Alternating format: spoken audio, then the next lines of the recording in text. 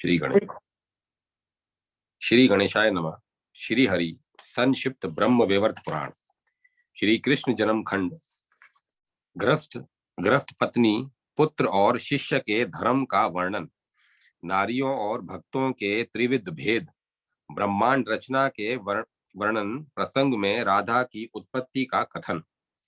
श्री भगवान कहते हैं, नंद जी, गृहस्थ पुरुष सदा ब्राह्मणों और देवताओं का पूजन करता है तथा चारों वर्णों के धर्मानुसार अपने वर्ण धर्म के पालन में तत्पर रहता है। इसीलिए देवता आदि सभी गृहस्थों से आशा करते हैं। गृहस्थ अतिथि का आदर सत्कार करके सदा पवित्र बना रहता है। पिंडदान आदि कर्म के अवसर पर पितर और अतिथि पूजन के समय सारे देवता उसी प्रकार गृहस्थ के पास आते हैं जैसे गौएं पानी से भरे हुए भोज के पास आ जाती हैं।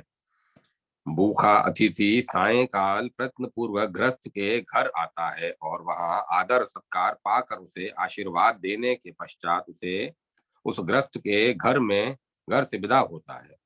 अतिथि का पूजन न करने से गृहस्थ पाप का भागी होता है और उसे त्रिलोकी में उत्पन्न सारे पाप भोगने पड़ते हैं।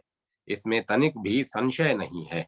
अतिथि जिसके घर से निराश होकर लौट जाता है, उसके घर का उसके पितर देवता और अग्नियां भी परित्याग कर देती हैं तथा वह अतिथि उसे अपना पाप देकर और उसका पुण्य लेकर चला जाता है। इसीलिए उत्तम विचार संपन्न धर्मज्ञ ग्रस्त पहले देवता आदि सबकी सेवा करके फिर आश्रित वर्ग का भरण पोषण करने के पश्चात स्वयं भोजन करता है।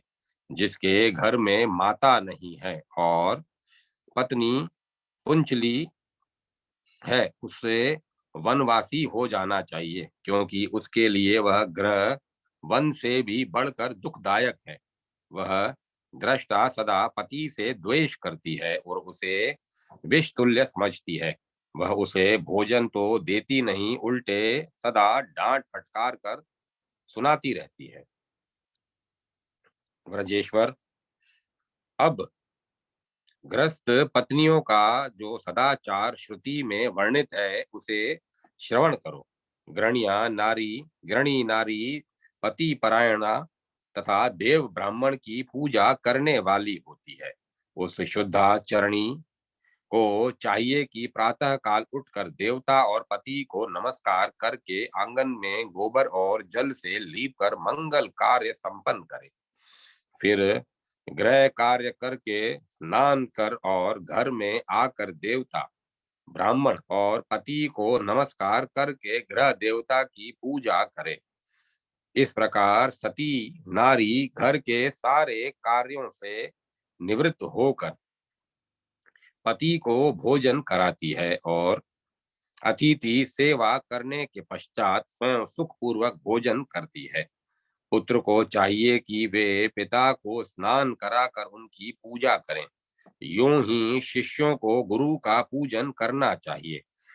पुत्र और शिष्य को सेवक की भांति उनके आज्ञा अनुसार सारा कार्य करना उचित है। पिता और गुरु में कभी मनुष्य बुद्धि नहीं करनी चाहिए। पिता, माता, गुरु, भार्या, शिष्य, स्वयं अपना निर्वाह करने में असमर्थ पुत्र, अनाथ बहन, कन्या और गुरु पत्नी का नित्य भरण पोषण करना कर्तव्य है। तात इस प्रकार मैंने सबके उत्तम धर्म का वर्णन कर दिया। वज्रेश, प्रजेश, स्त्री जाति जो वस्तुतः शुद्ध है, उसमें वे सारी पतिव्रताएं और भी पावन मानी जाती हैं। सृष्टि के आदि में ब्रह्मा ने एक ही प्रकार से सारी जातियों की रचना की थी। वे सभी उत्तम बुद्धि वाली पवित्र नारियां प्रकृति के अंश से उत्पन्न हुई थी। जब केदार कन्या का उपाख्यान इसी खंड में अन्यत्र देखना चाहिए। जब केदार कन्या शाप से वह धर्म नष्ट हो गया तो ब्रह्मा ने कुपित होकर पुनः स्त्री जाति का निर्माण किया और उसे 3 भागों में विभक्त कर दिया। उनमें पहली उत्तमा, दूसरी मध्यमा और तीसरी अधमा कही जाती है। धर्म संपन्ना उत्तमा स्त्री पति की भक्त होती है। वह प्राणों पर आ बीतने पर भी अपकीर्ति पैदा करने वाले जार पुरुष को नहीं स्वीकार करती। जो गुरुजनों द्वारा यत्न पूर्वक रक्षित होने के कारण भयवश जार पुरुष के पास नहीं जाती और अपने पति को कुछ कुछ मानती है, वह कृतिमा नारी मध्यमा कही जाती है। नंद जी, ऐसी नारियों का सतीत्व जहाँ स्थानाभाव है, समय नहीं मिलता है और प्रार्थना करने वाला जार पुरुष नहीं है, वहीं स्थिर रह जाता है। अत्यंत नीच कुल में उत्पन्न हुई अधमा स्त्री परम दृष्टा, अधर्म परायणा, दुष्ट स्वभाव वाली, कटुवादिनी और झगड़ालू होती है। वह सदा अब पति की सेवा करती है और अपने पति की नित्य भर्त्सना करती रहती है। उसे दुख देती है और विष तुल्य समझती है। उसका पति भले ही भूतल पर रूपवान, धर्मात्मा, प्रशंसनीय और महापुरुष हो, परंतु वह उपाय करके उपपति द्वारा उसे मरवा डालती है। उसकी प्रीति बिजली की चमक और जल पर खींची हुई रेखा के समान क्षणभंगुर होती है। वह सदा अधर्म में तत्पर रहकर निश्चित रूप से कपटपूर्वक वचन ही बोलती है। उसका मन न तो व्रत, तपस्या, धर्म और गृह कार्य में ही लगता है और न गुरु तथा देवताओं की ओर ही झुकता है। नंद जी, इस प्रकार 3 भेदों वाली स्त्री जाति की कथा मैंने कह दी। अब विभिन्न प्रकार के भक्तों का लक्षण सुनिए। तृण की शैया का प्रेमी भक्त सांसारिक सुखों के कारणों का त्याग करके अपने मन को मेरे नाम और गुण के कीर्तन में लगाता है। वह मेरे चरण कमल का ध्यान करता है और भक्ति भाव सहित उसका पूजन करता है। देवगण उस निष्काम भक्ति की अहेतु की पूजा को ग्रहण करते हैं। वैसे भक्त अणिमा आदि नारी अभिष्ट सिद्धियों की तथा सुख के कारणभूत ब्रह्मत्व, अमरत्व अथवा देवत्व की कामना नहीं करते। उन्हें हरि की दास्ता के बिना सालोक्य, सामीप्य, सारूप्य और सायुज्य आदि चारों मुक्तियों की अभिलाषा नहीं रहती और न वे निर्वाण मुक्ति तथा अभिसिप्त अमृत पान की ही स्पृहा करते हैं। उन्हें मेरी अतुलनीय निश्चल भक्ति ही की ही लालसा रहती है। वज्रेश्वर, ब्रजेश्वर, उन श्रेष्ठ सिद्धेश्वरों में स्त्री पुरुष का भेद नहीं रहता और न समस्त जीवों में भिन्नता रहती है। वे दिगंबर होकर भूख प्यास भूख प्यास आदि तथा निंद्रा लोभ मोह आदि शत्रुओं का त्याग करके रात दिन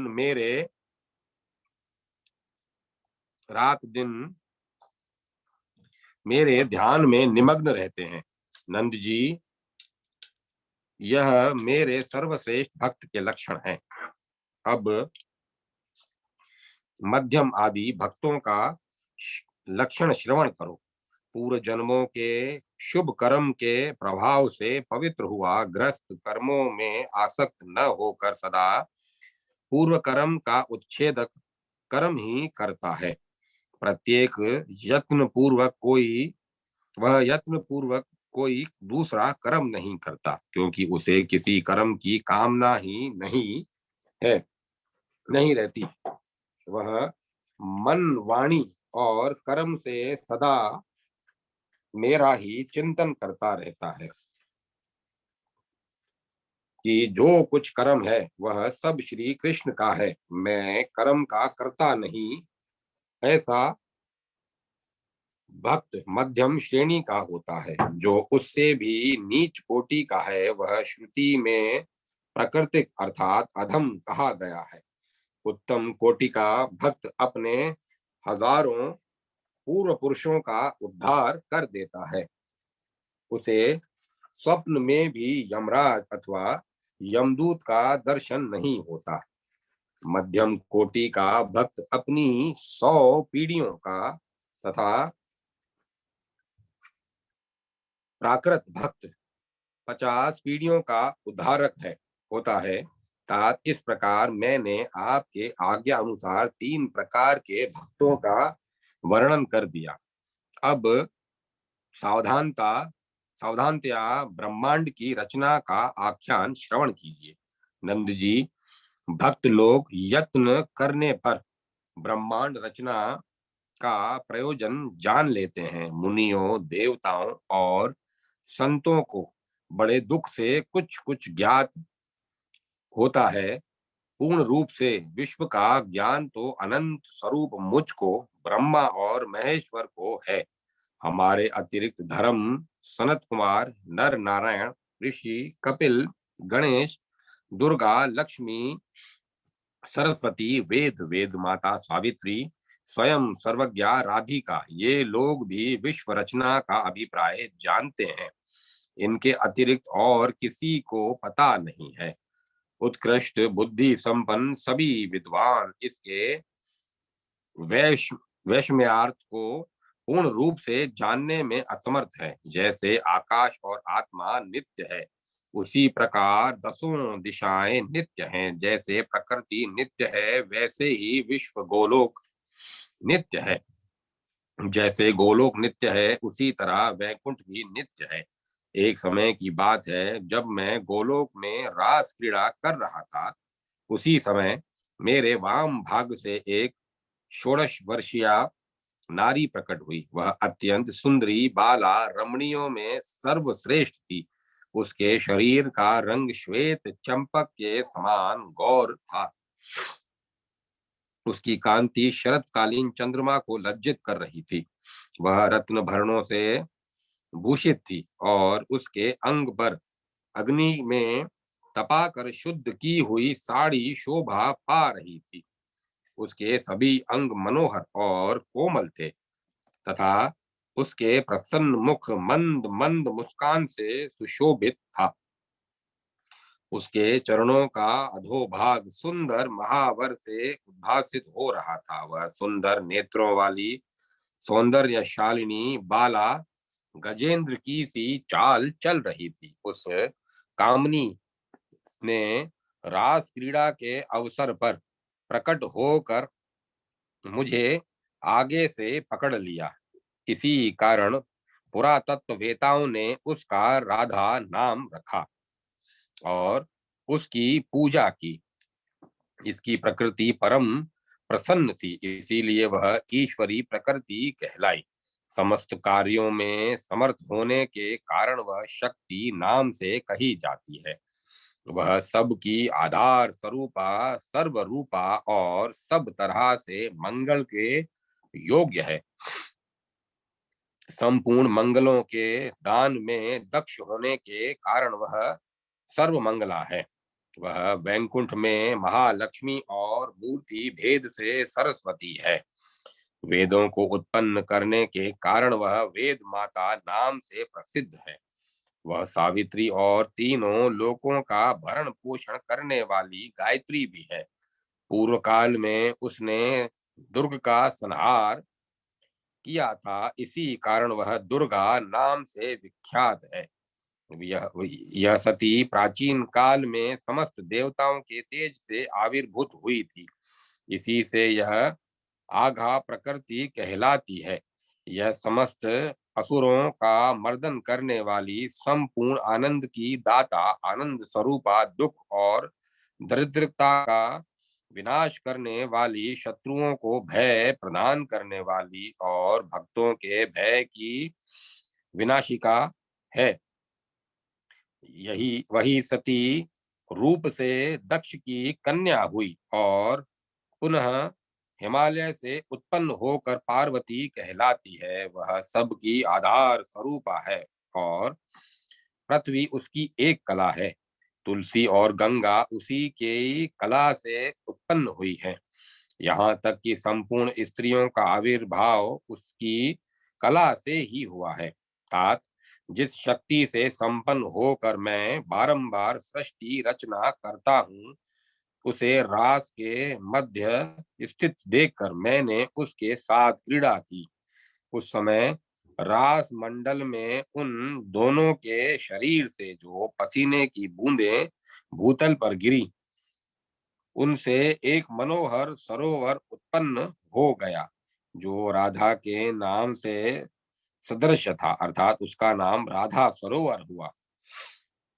उस सरोवर से जो पसीने की धारा वेग पूर्वक नीचे गिरकर विश्व गोलोक में गिरी, उस सरोवर से जो पसीने की धारा वेग पूर्वक नीचे विश्व गोलोक में गिरी, उससे सारा ब्रह्मांड गोलोक जल से भर गया।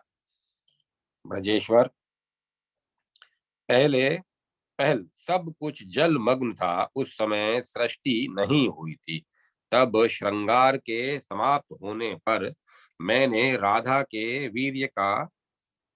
में वीर्य का आधान किया। तत्पश्चात श्री राधिका ने गर्भ धारण करके दीर्घ काल के बाद एक परम अद्भुत डिंब प्रसव किया। उसे देखकर देवी को क्रोध आ गया। तब उन्होंने उसे पैर से नीचे विश्व गोलोक में ढकेल दिया। तात वह जल में गिरा पड़ा और सबका आधार स्वरूप महान विराट हो गया। तब अपनी संतान को जल में पड़ा हुआ देखकर मैंने राधा को शाप दे दिया। विभो, मेरे शाप के कारण राधा संतानहीन हो गई। ब्रजेश्वर, इसीलिए जिस डिंब से कला का आश्रय लेकर वह महान विराट पैदा हुआ था, उसी से दुर्गा, लक्ष्मी, सरस्वती और जो देवियां और स्त्रियां हैं, वे सभी क्रमशः कला, कलांश और कलांश के अंश से उत्पन्न हुई हैं। ब्रजेश, उस समय विराट ने मेरे द्वारा दिए गए अंगुष्ठ मात्र का पान किया और फिर स्वकर्मानुसार स्थावर रूप होकर वह जल में शयन करने लगा। योग बल से जल ही उसकी शैया और उपादान था तथा उसके रोमकूप सदा जल से भरे रहते थे। पुनः उनमें शूद्र विराट शयन करने लगा। उस शूद्र विराट की नाभि से सहस्त्र दल कमल उत्पन्न हुआ। उस कमल पर सुर श्रेष्ठ ब्रह्मा ने जन्म लिया, इसी कारण वे कमलोद्भव कहे जाते हैं। वहां आविर्भूत होकर वे ब्रह्मा चिंताग्रस्त हो यूं सोचने लगे, यह देह किससे उत्पन्न हुई है तथा मेरे माता पिता और भाई बंधु कहाँ हैं। उसी चिंता में वे 3 लाख दिव्य वर्षों तक उस कमल के भीतर चक्कर काटते रहे। तत्पश्चात 5 लाख दिव्य वर्षों तक उन्होंने तपस्या द्वारा मेरा स्मरण किया। तब मैंने उन्हें मंत्र प्रदान किया, जिसका वे पवित्रता पूर्वक इंद्रियों को काबू में करके नियत रूप से 7 लाख दिव्य वर्षों तक उस कमल के अंदर जप करते रहे। उसके बाद मुझसे वर पाकर उन सृष्टिकर्ता ने सृष्टि की रचना की। मेरी माया के बल से ब्रह्मा ने प्रत्येक ब्रह्मांड में ब्रह्मा, विष्णु, शिव, दिक्पाल, 12 आदित्य, 11 रुद्र, 9 ग्रह, 8 वसु, 3 करोड़ देवता, ब्राह्मण, क्षत्रिय, वैश्य, शूद्र, यक्ष, गंधर्व, किन्नर, भूत, प्रेत आदि राक्षस एवं चराचर जगत की रचना की। उन्होंने प्रत्येक विश्व में क्रमशः 7 स्वर्ग, सागरों से संयुक्त स्वर्ग भूमि वाली सप्तद्वीपवती पृथ्वी, अंधकार में स्थान, 7 पाताल तथा इनसे युक्त ब्रह्मांड का निर्माण किया। प्रत्येक विश्व में चंद्रमा, सूर्य, पुण्य क्षेत्र भारत और उन गंगा आदि तीर्थों की सृष्टि की। ब्रजेश्वर, महाविष्णु के शरीर में जितने रोमकूप हैं, क्रमशः उतने ही असंख्य विश्व हैं। उन विश्वों के उधर्व भाग में वैकुंठ है, जो निराश्रय है, तथा मेरी इच्छा से जिसका निर्माण हुआ है, वेद भी उसका वर्णन करके पार नहीं पा सकते। निश्चय ही कुयोगियों तथा भक्तिहीनों के लिए उन उसका दर्शन दुर्लभ है। इससे ऊपर गोलोक है, वह परम विचित्र आश्रय स्थान वायु के आधार पर टिका हुआ है। मेरी इच्छा से उस अत्यंत रमणीय अविनाशी लोक का निर्माण हुआ है। वह शतशृंग पर्वत, पुण्यमय वृंदावन, रमणीय रास मंडल तथा विरजा नदी से युक्त है।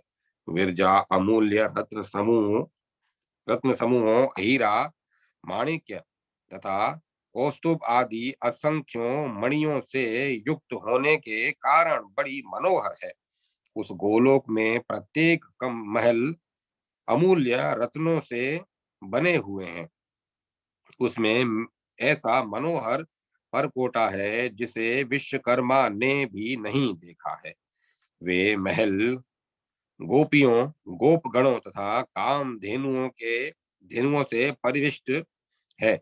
वहां रास मंडल असंख्यों कल्प वृक्षों, पारिजात के तरुओं, सरोवरों तथा पुष्पोद्यानों से समावृत है। वह गोपों, मंदिरों, रत्न दीपों, पुष्प शैयाओं, कस्तूरी, कुकम कुमकुम युक्त सुगंधित चंदन के गंधों, क्रीड़ा उपयुक्त भोग पदार्थों, सुवासित जल और पान बीड़ाओं, रमणीय सुगंधि युक्त धूपों, पुष्पमाला और रत्न जड़ित दर्पणों से भरा पूरा है। अमूल्य रत्नाभरणों तथा अग्नि शुद्ध वस्त्रों से अलंकृत राधा की दासियां सदा उसकी रक्षा करती रहती हैं। नव यौवन संपन्न तथा अनुपम सौंदर्यशाली गजेंद्रों की सेना क्रमशः उसे घेरे हुए हैं। ब्रजराज वह रमणीया तथा चंद्रमंडल के समान गोल है। उस विस्तृत मंडल की रचना बहुमूल्य रत्नों द्वारा हुई है। वह कस्तूरी, कुमकुम युक्त सुंदर एवं सुगंधित चंदन से समर्चित है।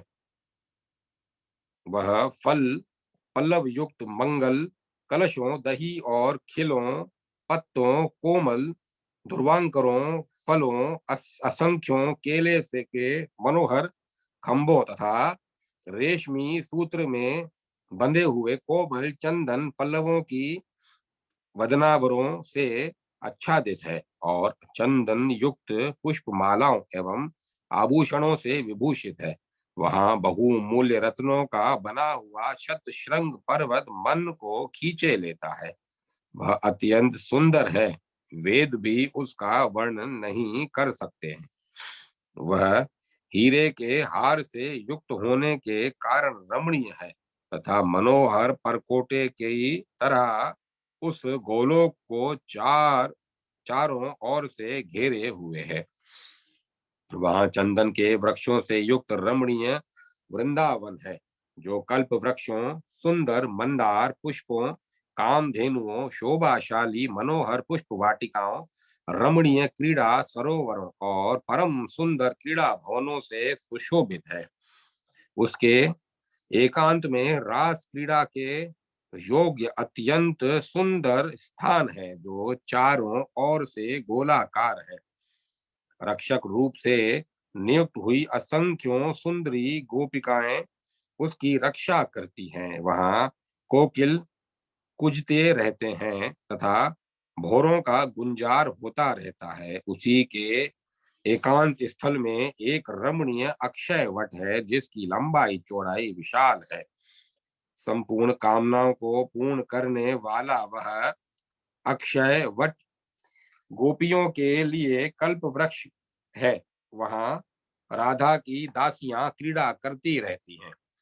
विरजा के तट प्रांत के जल का स्पर्श करके बहती हुई शीतल मंद सुगंध वायु से पवित्र करती रहती है। उस अक्षय वट के नीचे वृंदावन में विनोद करने वाली मेरे प्राणों की देवता वह राधा असंख्यों दासी गणों के साथ क्रीड़ा करती है। वही राधा इस समय वृषभानु की कन्या होकर प्रकट हुई है। ब्रजेश ब्रह्मा ब्रह्मादि देवता सिद्धेंद्र मुनियेंद्र और सिद्ध गण गुण बल बुद्धि ज्ञान योग और विद्या द्वारा उसकी पूजा करते हैं। तात यह मेरी प्रिया मेरे ही समान है, अतः सब तरह से वंदनीय है। नंद जी, इस प्रकार मैंने यथोचित और परिमित रूप से ब्रह्मांडों का वर्णन कर दिया। अब पुनः आपकी और क्या सुनने की इच्छा है। अध्याय 84 समाप्त।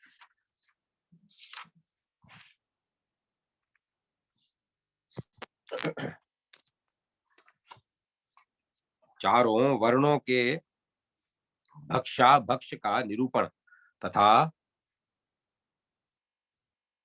कर्म विपाक का वर्णन। नंद जी ने कहा, महाभाग, अब चारों वर्णों के भक्षा भक्ष का तथा समस्त प्राणियों के कर्म विपाक का वर्णन कीजिए। श्री भगवान बोले, तात मैं चारों वर्णों के वेदोक्त भक्षा भक्ष का यथोचित रूप से वर्णन करता हूँ, उसे सावधान होकर श्रवण करो। मनु का कथन है कि लोहे के बर्तन में जल पान, उसमें रखा हुआ गौ का दूध दही घी पकाया हुआ अन्न भ्रष्टाधिक भुना हुआ पदार्थ मधु गुड़ नारियल का जल फल मूल आदि सभी पदार्थ अभक्ष्य हो जाते हैं। जला हुआ अन्न तथा गरमाया हुआ बद्री फल या गट्टी कांजी को भी अभक्ष्य कहा गया है। कांसे के बर्तन में नारियल का जल और ताम्र पात्र में स्थित मधु तथा घृत के अतिरिक्त सभी गव्य पदार्थ दूध दही आदि मदिरा तुल्य हो जाते हैं। ताम्र पात्र में दूध पीना, जूठा रखना, घी का भोजन करना और नमक सहित दूध खाना तुरंत ही अभक्ष्य के कारण पाप कारक हो जाता है। मधु मिला हुआ घी, तेल और गुड़ अभक्ष्य है तथा शास्त्र के मतानुसार गुड़ मिश्रित अदरक भी अभक्ष्य है। विद्वान पुरुष को चाहिए कि पीने से अविष्ट जल माघ मास में मूली और शैया पर बैठकर जप आदि का सदा परित्याग कर दें। उत्तम बुद्धि संपन्न पुरुष को दिन में 2 बार तथा दोनों संध्याओं में और रात्रि के पिछले पहर में भोजन नहीं करना चाहिए। पीने का जल, खीर, चूर्ण, घी, नमक, स्वस्तिक के आकार की मिठाई, गुड़, दूध, मठा तथा मधु, ये एक हाथ से दूसरे हाथ पर ग्रहण करने के से तत्काल ही अभक्ष्य हो जाते हैं। श्रुति की सम्मति से चांदी के पात्र में रखा हुआ कपूर अभक्ष्य हो जाता है। यदि परोसने वाला व्यक्ति भोजन करने वाले को छू दे तो वह अन्न अभक्ष्य हो जाता है। वह सभी को सम्मत है यह सभी को सम्मत है। ब्राह्मणों को भैंस का दूध, दही, घी, स्वास्तिक और मक्खन नहीं खाना चाहिए। रविवार को अदरक सभी के लिए अभक्ष्य है। ब्राह्मणों के लिए भांसी अन्न, जल और दूध निषिद्ध है। असंस्कृत नमक और तेल अभक्ष्य है, परंतु अग्नि द्वारा संस्कृत पवित्र व्यंजन सभी के खाने योग्य है। एक हाथ से धारण किया हुआ गदला कृमि युक्त और अपवित्र जल अपेय होता है। यह सर्वसम्मत है। श्री हरि को निवेदित किए बिना कोई भी पदार्थ ब्राह्मणों, यतियों, ब्रह्मचारियों, विशेष करके वैष्णवों को नहीं खाना चाहिए। तात जिस किसी वस्तु में अथवा मधु, दूध, दही, घी और गुड़ में यदि चींटियां पड़ गई हो तो उसे कभी नहीं खाना चाहिए, ऐसा श्रुति में सुना गया है। पका हुआ शुद्ध फल जिसे पक्षी ने काट दिया हो अथवा उसमें कीड़े पड़ गए हों तथा कौवे द्वारा उच्चिष्ट किया हुआ पदार्थ सभी के लिए अभक्ष्य होता है। घी अथवा तेल में पकाया हुआ मिष्ठान तथा पिठक आदि उसे शूद्र ने बनाकर तैयार किया हो तो वह शूद्रों के ही खाने योग्य होता है, ब्राह्मणों के लिए नहीं। जो अपवित्र है उन सब के अन्न जल का परित्याग कर देना चाहिए। अशोचांत से अशुचांत के दूसरे दिन सब शुद्ध हो जाता है, इसमें संशय नहीं है। ब्रजेश्वर, इस प्रकार मैंने अपनी जानकारी के अनुसार भक्षा भक्ष का वर्णन कर दिया। पिताजी, श्रुति के मतानुसार कर्मों का विपाक बड़ा दुष्कर होता है। इस विषय में क्रमशः चारों वेदों में चार प्रकार के मत बतलाए गए हैं। उनका सारभूत रहस्य मैं कह रहा हूँ, सुनिए। चाहे अरबों कल्प बीत जाए तो भी भोग किए बिना कर्म का श्रेय नहीं होता। अतः अपने द्वारा किया हुआ शुभ अशुभ कर्म अवश्य ही भोगना पड़ता है। तीर्थों और देवताओं के सहयोग से मनुष्यों की भी कुछ सहायता हो जाती है, परंतु तात जो मुझसे विमुख है उसे निश्चय ही उसके द्वारा किए गए प्रायश्चित उसी प्रकार पवित्र नहीं कर सकते जैसे नदियां मदिरा के घड़े को पावन नहीं कर सकती। न तो उत्तम कर्म से दुष्कर्म का नाश होता है और न दुष्कर्म करने से सुकर्म भी नष्ट होता है। यहाँ तक कि यज्ञ, तप, व्रत, उपवास, तीर्थ स्नान, दान, तप, नियम, पृथ्वी की परिक्रमा, पुराण श्रवण, पुण्योपदेश, गुरु और देवता की पूजा, स्वधर्माचरण, अतिथि सत्कार, ब्राह्मणों का पूजन एवं विशेषतया उन्हें भोजन कराने से भी दुष्कर्म का विनाश नहीं होता। ब्राह्मण को जो दिया जाता है वह पूर्ण रूप से प्राप्त होता है, क्योंकि ब्राह्मण क्षेत्र रूप है और वह दान बीज के समान है। तात मनुष्य एक कर्म द्वारा स्वर्ग को प्राप्त कर लेता है, परंतु मोक्ष कर्म से नहीं मिलता। वह तो मेरी सेवा से सुलभ होता है।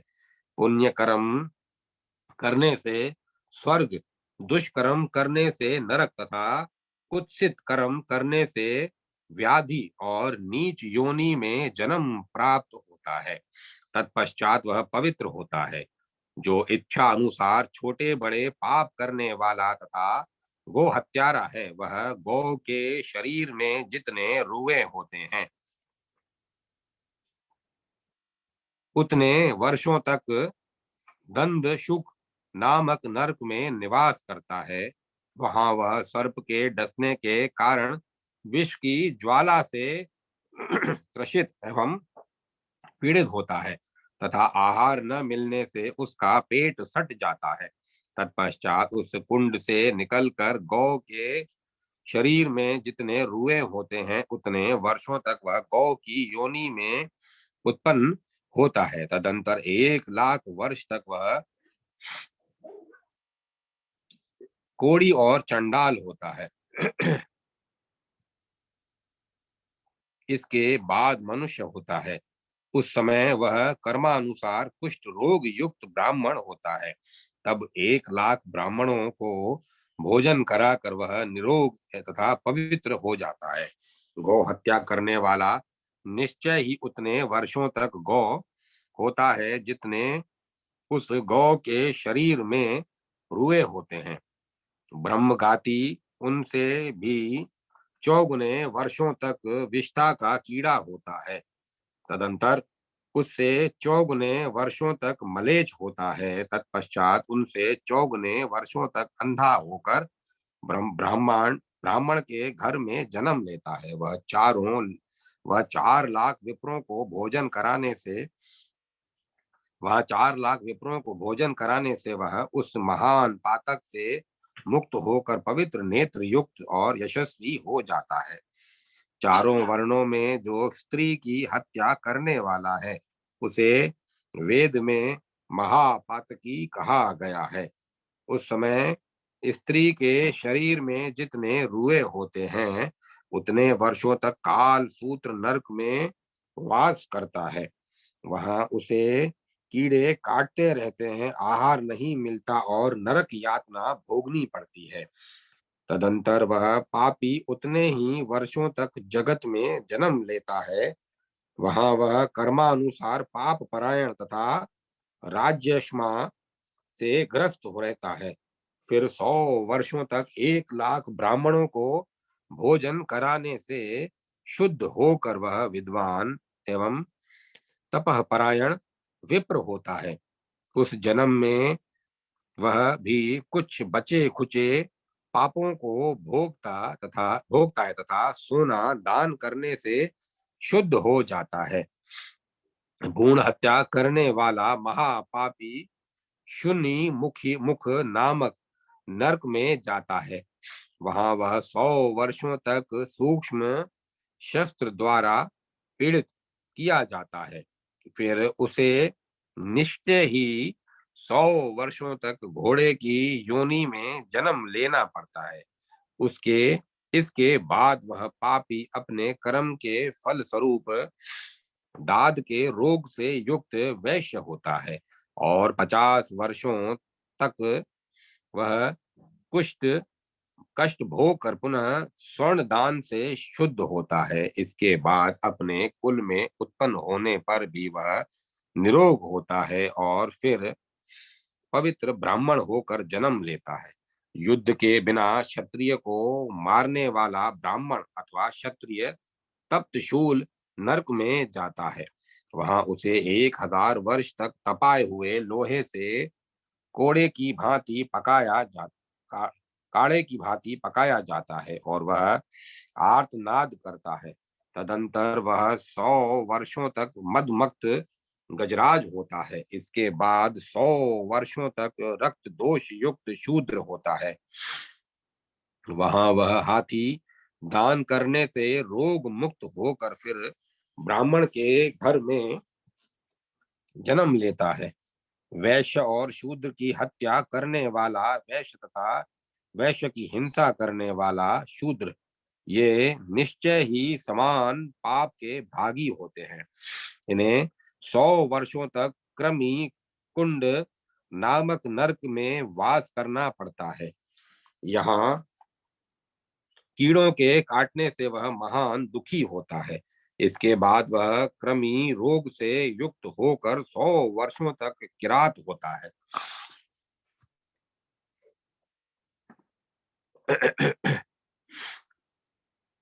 ब्रजेश्वर तदंतर वह 50 वर्षों तक मंदाग्नि युक्त दुर्बल कृशोधर गरीब ब्राह्मण होता है। फिर तीर्थ में घोड़े का दान करने से उसकी मुक्ति हो जाती है। तात चारों वर्णों में किसी भी वर्ण का मनुष्य जो पीपल का वृक्ष काटता है वह ब्रह्म हत्या के चौथाई पाप का भागी होता है और उसे निश्चय ही असी पत्र नामक नरक में जाना पड़ता है। झूठी गवाही देने वाला कृतघ्न अति कृतघ्न विश्वासघाती मित्रघाती और ब्राह्मणों का धन हरण करने वाला वह यह महापापी कहलाता है। उन्हें हजारों वर्षों तक कुंभी पाक में रहना पड़ता है। वहां वे रात दिन खोलते हुए तेल से संतप्त किए जाते हैं। उन्हें व्याधियां घेरे रहती हैं और सर्पाकार जंतु काटता रहता है। तदंतर वह पापी 1000 करोड़ जन्मों तक गिद्ध, 100 जन्मों तक सूअर और 100 जन्मों तक हिंसक पशु होने के बाद रोगग्रस्त शूद्र होता है। उस जन्म में वह मंदाग्नि तथा ज्वर से पीड़ित रहता है तथा 100 पल सोना दान करके अवश्य ही शुद्ध हो जाता है। चारों वर्णों में जो मनुष्य वस्त्र चुराने वाला, गव्य, दूध, दही, घी की चोरी करने वाला, चांदी और मुक्ता का अपहरण करने वाला तथा शूद्र के धन को लूट लेने वाला होता है, वह 100 वर्षों तक मूत्रकुंड का भोग करके पुनः 1000 वर्षों तक बगुले की योनि में उत्पन्न होता है। यह ध्रुव है ब्रजराज। तदंतर वह 100 वर्षों तक शूद्र जाति में जन्म लेता है। वहां वह पापी कुष्ठ रोग से युक्त होता है और उसके घाव से मवाद निकलती रहती है। तत्पश्चात थोड़ा बहुत कोढ़ से युक्त होकर ब्राह्मण होता है और 6 पल सोना दान करने से पवित्र होकर रोग मुक्त हो जाता है। जो खजाला जो खजाना लूटने वाला, फल चुराने वाला तथा खेल ही खेल में धन का अपहरण करने वाला है, वह भूतल पर यक्ष होता है। फिर 100 वर्षों तक नीलकंठ पक्षी होता है। तत्पश्चात भारत भूमि पर काले रंग वाला शूद्र होता है। फिर जन्म जन्मांतर के बाद अधिक अंगों वाला ब्राह्मण होता है। वहां वहां ब्राह्मणों को भोजन कराने से पुनः ब्राह्मण होकर मुक्त हो जाता है। पके हुए पदार्थों की चोरी करने वाला निश्चय ही पशु योनि में उत्पन्न होता है। वहां वह 7 जन्मों तक जिसका अंडकोश गंध युक्त होता है तथा जिसे कस्तूरी नाम से पुकारा जाता है, वह कस्तूरी मृग होकर पुनः एक जन्म तक गंधक होता है। फिर गलित कुष्ठ वाला शूद्र होता है। तत्पश्चात अवशिष्ट रोग से युक्त दुर्बल ब्राह्मण होता है। वहां वह 6 पल सोना दान करने से निस्संदेह मुक्त हो जाता है। धान्य की चोरी करने वाला 7 जन्मों तक दुखी और कृपण होता है।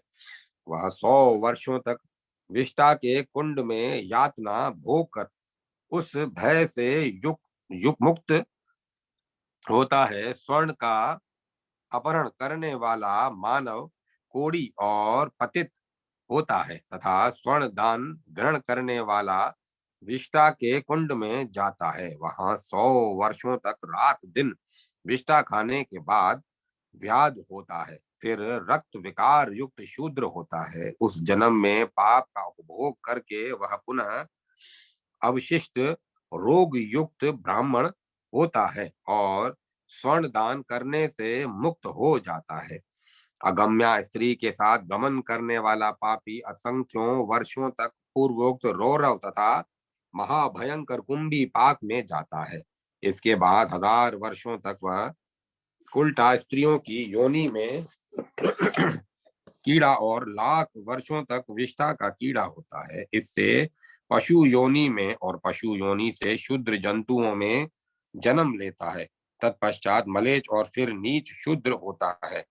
इसके बाद वह व्याधिग्रस्त ब्राह्मण होता है और पुनः ब्राह्मण होकर क्रमशः तीर्थों में भ्रमण करने से शुद्ध हो जाता है, परंतु पाप के कारण उसका वंश नहीं चलता। फिर 1 लाख ब्राह्मणों को भोजन कराकर वह पवित्र हो जाता है और पुत्र प्राप्त कर लेता है। क्रोधी मनुष्य 7 जन्मों तक गधा होता है और जो मानव झगड़ालू होता है उसे 7 जन्मों तक कौवा होना पड़ता है। लोहे की चोरी करने वाला संतानहीन मक्षी, चुराने वाला कोकिल, अंजन का चोर शुक और मिठाई चुराने वाला कीड़ा होता है। तात ब्राह्मण और गुरु से द्वेष करने वाला सिर का कीट जूं होता है। पंचुली स्त्री का भोग करके पुरुष रौरव नरक में जाता है और फिर 100 वर्षों तक निरर्थक कीड़ा होता है तथा वह उल्टा रौरव की यातना भोग कर 7 जन्मों तक क्रमशः विधवा, वंध्या, अस्पृश्या, जातिहीना और नकटी होती है। लाल पदार्थ की चोरी करने वाला रक्त दोष से युक्त होता है। आचारहीन मनुष्य, यवन, हिंसक, लंगड़ा, दिशाहीन, वंगखर, कुदृष्टि डालने वाला, काना, अहंकारी, कर्णहीन, वेद की निंदा करने वाला, बहरा, बात काटने वाला, गूंगा,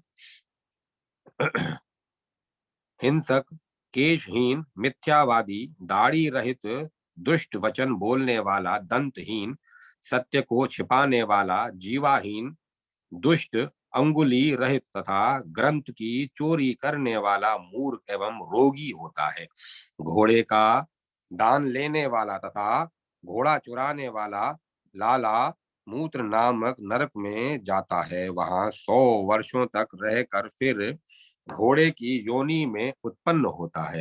हाथी का दान लेने वाला तथा हाथी चोर 1000 वर्षों तक विष्ठा के कुंड में रहकर फिर हाथी होता है।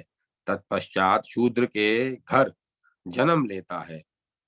छाग का प्रतिग्रही और चोर मनुष्य 100 वर्षों तक कुएं कुंड में वास करके फिर चांडाल होता है। तत्पश्चात 1 वर्ष तक छाग की योनि में पैदा होता है। वहां शत्रु के शस्त्र द्वारा काटे जाने से मुक्त होकर ब्राह्मण होता है। जो दान की हुई वस्तु का अपहरण करता है तथा वाग दान करके पुनः उस बात को पलट देता है, वह मलेच्छ योनि में जन्म लेता है और वहां कष्ट भोग कर नरक में जाता है। ब्रजेश, जो दूसरे को न देखकर अकेले ही जो दूसरे को न देकर अकेले ही मिठाई गप कर जाता है, वह निश्चय ही काल सूत्र नरक में जाता है। वहां 100 वर्षों तक यातना भोग कर फिर 1000 वर्षों की आयु वाला प्रेत होता है, जिसके इसके बाद वह एक जन्म तक मक्खी, एक जन्म की में चींटी, एक जन्म में भ्रमर, एक जन्म में मधुमक्खी, एक जन्म में बर्रे, एक जन्म में डांस, एक जन्म में मच्छर, एक जन्म में दुर्गंध युक्त कीट और एक जन्म में खटमल होने के बाद दुर्बुद्धि एवं रोगग्रस्त शूद्र होता है। फिर उससे मुक्त होकर ब्राह्मण हो जाता है। तेल की चोरी करने वाला तेली 3 जन्मों तक सिर का कीट जो होता है। जो दुष्ट क्षेत्र की सीमा मेड़ को नष्ट करने वाला भूमि चोर, हिंसक तथा दान की हुई भूमि को वापस ले लेने वाला है, वह अवश्यमेव काल सूत्र नरक में जाता है। वहां भूख प्यास से पीड़ित होकर 8000 वर्षों तक कष्ट भोगता है। तत्पश्चात विष्ठा का कीड़ा होकर उत्पन्न होता है। इसके बाद एक जन्म में असत शूद्र होता है और उसके बाद शूद्र हो जाता है। इसीलिए विद्वान को चाहिए कि वह यह सब जानकर यत्न पूर्वक इनसे सावधान रहे। लाल वस्त्र को चुराने वाला एक जन्म में लाल रंग का कीड़ा होता है, फिर एक जन्म में शूद्र होता है, इसके बाद शुद्ध होकर ब्राह्मण को हो जाता है। जो ब्राह्मण तीनों काल की संध्याओं से हित है तथा जो मनुष्य प्रातः काल, संध्या समय और दिन में सोता है, यज्ञोपवीत की चोरी करता है, अशुद्ध संध्या करता है और वेद वेदांग का निंदक है, उसके लिए स्वर्ग का मार्ग निरुद्ध हो जाता है, अर्थात वह नरकगामी होता है और 3 जन्मों तक पतित होता है। जो शूद्र होकर ब्राह्मणी के साथ व्यभिचार करता है, वह निश्चय ही कुंभी पाक में जाता है। वहां कष्ट झेलता हुआ 3 लाख वर्षों तक यातना भोगता है। वह रात दिन भयंकर खोलते हुए तेल में जलता रहता है। तत्पश्चात वह पापी उल्टा नारियों की योनि का कीड़ा होता है। वहां 60,000 वर्षों तक उस योनि का मल ही उसका आहार होता है। फिर क्रमशः 1 लाख जन्मों तक वह चांडाल होता है। फिर एक जन्म में घाव युक्त कोढ़ वाला शूद्र होता है। इसके बाद शुद्ध होकर व्याधि युक्त ब्राह्मण होता है। फिर तीर्थों में भ्रमण करने से शुद्ध हो जाता है। जो मानव देवता की उचित पूजा न करके उन्हें अपवित्र नैवेद्य समर्पित करता है, वह असत शूद्र होता है। ब्रजेश्वर, जो मिट्टी, भस्म और गोबर के पिंडों से अथवा बालूका से शिवलिंग का निर्माण करके एक बार भी उसका पूजन करता है, वह कल्प पर्यंत स्वर्ग में निवास करता है। तत्पश्चात वह भूमि का स्वामी एवं महाविद्वान ब्राह्मण होता है। 100 लिंगों का पूजन करने से मनुष्य भारत वर्ष में राजा होता है। 1000 लिंग पूजन से उसे निश्चित फल की प्राप्ति होती है। वह चीर काल तक स्वर्ग में निवास करके अंत में भारत भूमि पर राजेंद्र होता है। 10,000 लिंग पूजन से राजाधिराज और 1,00,000 लिंग पूजन से चक्रवर्ती सम्राट हो जाता है। अत्यंत भक्ति पूर्वक पूजन करने से उसका अतिरिक्त फल मिलता है। तीर्थ स्नान, दान, ब्रह्म भोज, नारायण अर्चन आदि कर्म से वह ब्राह्मण वंश में पैदा होता है। फिर अतिरिक्त तपस्या के प्रभाव से वह ब्राह्मण विद्वान तथा जितेंद्रिय वैष्णव हो जाता है। फिर अनेक जन्मों के पुण्य फल से वह भारत भूमि पर जन्म लेता है। उसके चरण स्पर्श से ही वसुंधरा तत्काल पवित्र हो जाती है। ऐसे जीवन मुक्त वैष्णव तीर्थों को तीर्थत्व प्रदान करते हैं और अपने हजारों पूर्वजों को पावन बना देते हैं। ऐसा श्रुति में सुना गया है। जो अत्यंत क्रूर, दुराचारी तथा देव ब्राह्मण का दोष द्वेषी होता है, वह 1000 वर्षों तक जहरीला सांप होता है। ब्रजनाथ, जो नारी उल्टा स्त्रियों के लंपटों से की दूती होती है, वह 100 वर्षों तक काल सूत्र नरक में रहकर फिर छिपकली होती है। एक जन्म तक छिपकली होने के बाद 3 जन्मों तक हरिण, एक जन्म में भैंसा, एक जन्म में बालू, एक जन्म में गेंडा और 3 जन्मों तक सियार की योनि में उत्पन्न होती है। जो दूसरे के तड़ाक का तथा भली भांति बोई हुई दूसरे की खेती का दान करता है, वह मगर की जाति से में उत्पन्न होकर 3 जन्मों तक कछुआ होता है। एकादशी व्रत को न रखने वाला ब्राह्मण पतित हो जाता है। फिर अपने आहार से दूना भोजन दान करके वह उस पाप से मुक्त होता है। जो अधम मानव मेरे जन्मदिन भद्र पद मास की कृष्णाष्टमी को भोजन करता है, उसे निस्संदेह त्रिलोकी में होने वाले सभी पापों को भोगना पड़ता है।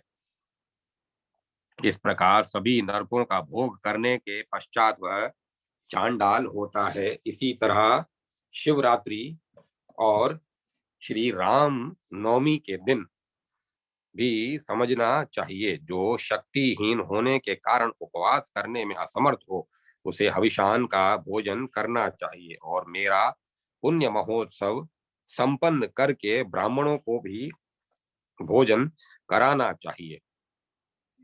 इससे वह पाप मुक्त होकर शुद्ध हो जाता है।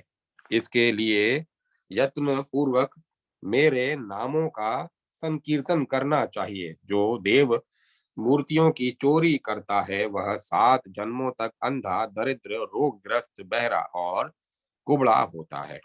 जो नराधम ब्राह्मण और देव प्रतिमा को देखकर उन्हें नमस्कार नहीं करता, वह जब तक जीता है तब तक अपवित्र यवन होता है।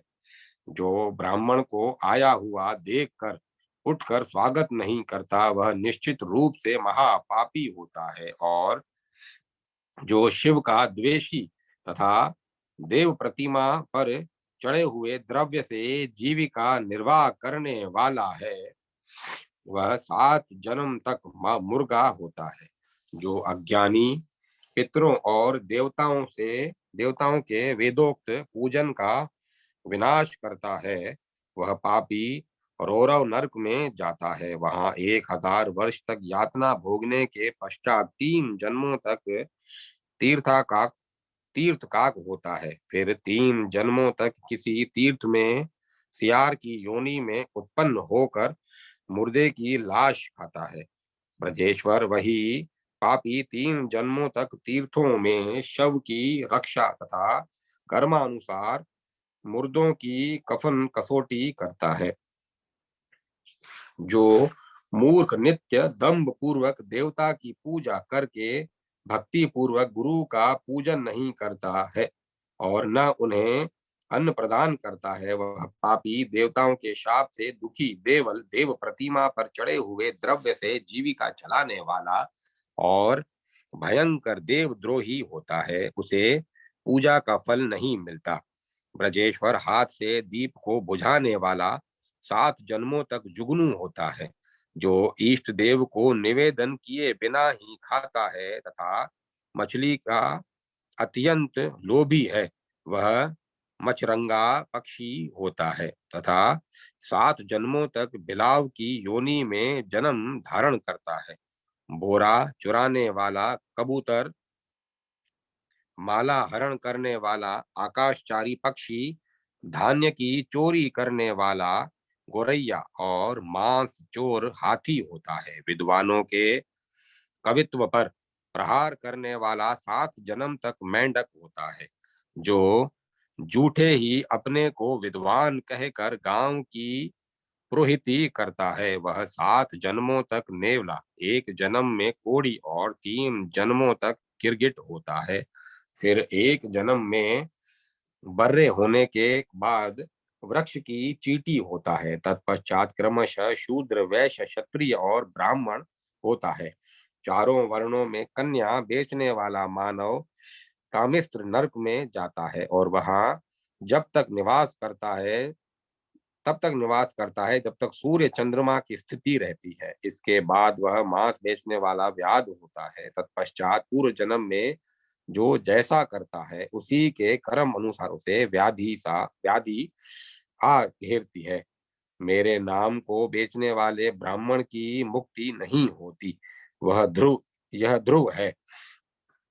मृत्यु लोक में जिसके स्मरण से में मेरा नाम आता ही नहीं, वह अज्ञानी 1 जन्म में गौ की योनि में उत्पन्न होता है। इसके बाद बकरा, फिर मेढ़ा और 7 जन्मों तक भैंसा होता है।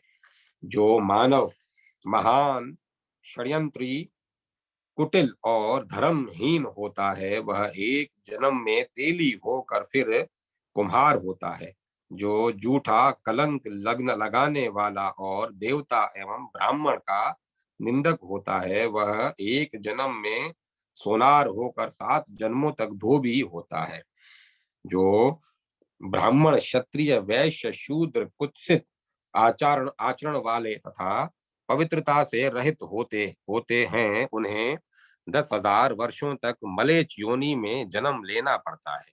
जो पुरुष काम भाव से स्त्रियों की कटी स्तन और मुख की ओर निहारता है, वह दूसरे जन्म में दृष्टिहीन और नपुंसक होता है।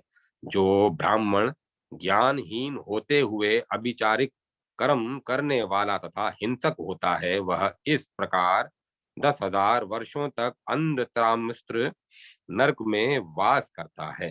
तत्पश्चात कर्म के भोग के अनुसार वह ब्राह्मण शूद्र होता है।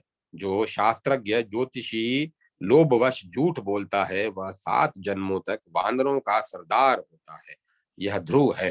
तत्पश्चात वह धर्महीन पापी अनेक जन्मों की तपस्या के फल स्वरूप भारतवर्ष में उत्तम बुद्धि संपन्न परम धर्मात्मा ब्राह्मण होता है। अपने धर्म में तत्पर रहने वाला ब्राह्मण अग्नि से भी बढ़कर पवित्र और अत्यंत तेजस्वी होता है। उससे देवगण सदा डरते रहते हैं। जैसे नदियों में गंगा, तीर्थों में पुष्कर, पुरियों में काशी, ज्ञानियों में शंकर, शास्त्रों में वेद, वृक्षों में पीपल, तपस्याओं में मेरी पूजा तथा व्रतों में उपवास सर्वश्रेष्ठ है, उसी तरह समस्त जातियों में ब्राह्मण श्रेष्ठ होता है। समस्त पुण्य, तीर्थ और व्रत ब्राह्मण के चरणों में निवास करते हैं। ब्राह्मण की चरण रज शुद्ध तथा पाप और रोग का विनाश करने वाली होती है। उनका शुभ आशीर्वाद सारे कल्याणों का कारण होता है। तात इस प्रकार मैंने अपनी जानकारी तथा शास्त्र ज्ञान के अनुसार आपसे कर्म विपाक का वर्णन कर दिया। अब जो अवशिष्ट है उसे श्रवण करें। इस कर्म विपाक को सुनकर इस उस वाचक को सोना, चांदी, वस्त्र और पान देना चाहिए। मनुष्य को चाहिए कि मेरी प्रसन्नता के लिए उस ब्राह्मण को तुरंत 100 स्वर्ण मुद्राएं, बहुत सी गौएं, चांदी, वस्त्र और तांबुल दक्षिणा रूप में समर्पित करें। अध्याय 85 समाप्त। अब मैं कथा को विराम देता हूँ।